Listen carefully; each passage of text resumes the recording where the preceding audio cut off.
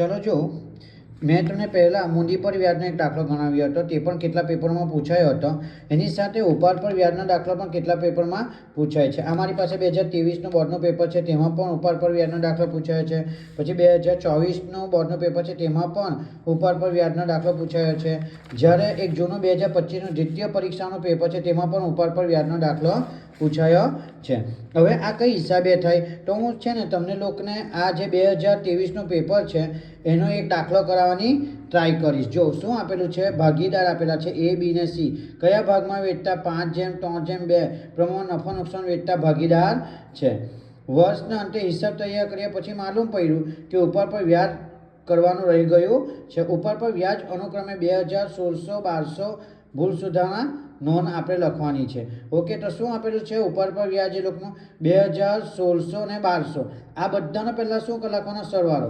जो आ बधानो तमे सरवाळो करशो એટલે કેટલા આવશે 48 આવશે। અહીંયા લખી દેવાનું ઉપાડ પર વ્યાજનો કુલ નફો જે વધારો થયો તે 4800 એ 4800 ને તમારે કયા ભાગમાં વેચવાનું 5:3:2 એટલે કઈ હિસાબે 4800 ગુણ્યા તમારી પાસે 5 છે 5 ભાગ્યા જો 5 ને 3 8 ने 2 10 भाग्या 10 एक करशो એટલે તમારો 2400 આવી જશે। એવી રીતના 4800 ભાગ્યા તમે જેનો એનો કેટલો ભાગ છે બીજો 3 ભાગ છે એવી રીતના કરીને કરશો એટલે 1440 આવી જશે।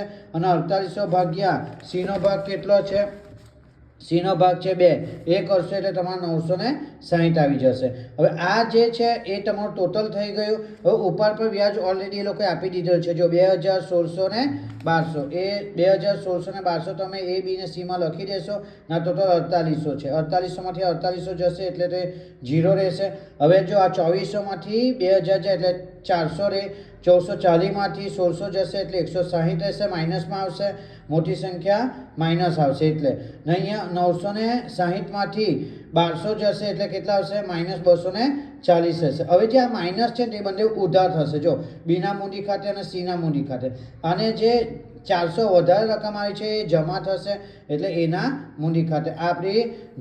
આપણે શું શોધવાનું હતું કે ભૂલ સુધારવાની હતી તે આપણે ભૂલ સુધારણા કરી દીધી।